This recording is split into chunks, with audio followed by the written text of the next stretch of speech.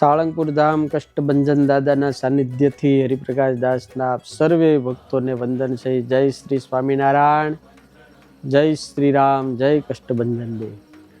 વાલા ભક્તો, સુરત શહેરના આંગણે સ્વામિનારાયણ મંદિર કલાકુંજ ઘનશ્યામ મહારાજને 25 વર્ષ પૂર્ણ થવા જઈ રહ્યા છે અને સ્વામિનારાયણ મિશનને 5 વર્ષ પૂર્ણ થવા જઈ રહ્યા છે. રજત જયંતિ અને પંચાબ્દી મહોત્સવ સ્વામિનારાયણ મંદિર કલાકુંજ દ્વારા પરમ પૂજ્ય સદગુરુ વર્ય શ્રી નીલકંઠ ચરણદાસજી સ્વામી એવં વડતાલના ચેરમેન પૂજ્ય દેવ સ્વામી દ્વારા સુંદર મજાનું આયોજન કરવામાં આવ્યું છે.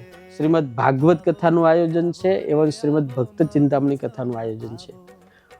હું આવી રહ્યો છું સુરત શહેરને આંગણે શ્રીમદ ભાગવત કથા આપ સૌને સંભળાવવા માટે.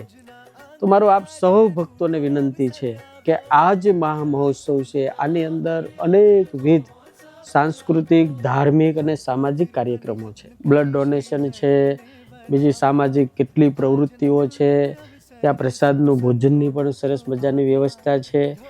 તો તમામ ભક્તોને અમારી વિનંતી છે, તમે હનુમાન ચરિત્ર તો બહુ મારા દ્વારા સાંભળ્યું છે, પણ ભગવાન કૃષ્ણનું જીવન કેવું છે.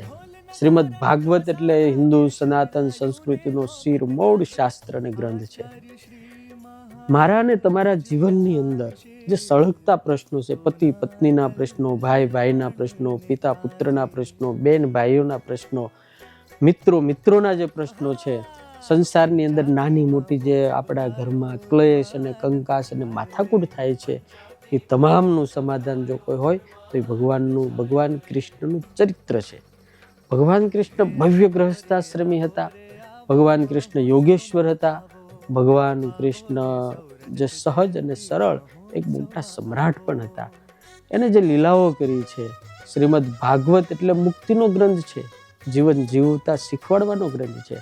એટલે આપ સર્વે સુરતવાસી જનતાને, તમામ ભક્તોને મારું હાર્દિક ભાવભર્યું આમંત્રણ છે કે આપણે સૌ ભક્તો 10 મે થી 17 મે સુધી અવશ્ય આ રજત જયંતિ મહામહોત્સવનો લાભ લઈએ અને પૂજ્ય સંતો, હજારો સંતોના આશીર્વાદ મળશે, પછી પૂજ્ય આચાર્ય મહારાજ શ્રીના આશીર્વાદ મળશે, મોટા મોટા વડીલ ભક્તોના, સર્વે ભક્તોના આપણે દર્શન થશે.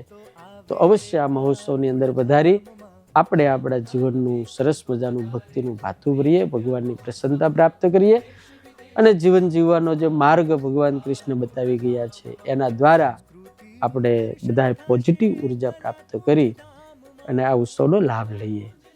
જય સ્વામિનારાયણ, જય શ્રી રામ, જય શ્રી કૃષ્ણ. તો ચાલો આપણે સૌ સાથે મળી ઉજવીએ રજત જયંતિ મહોત્સવ.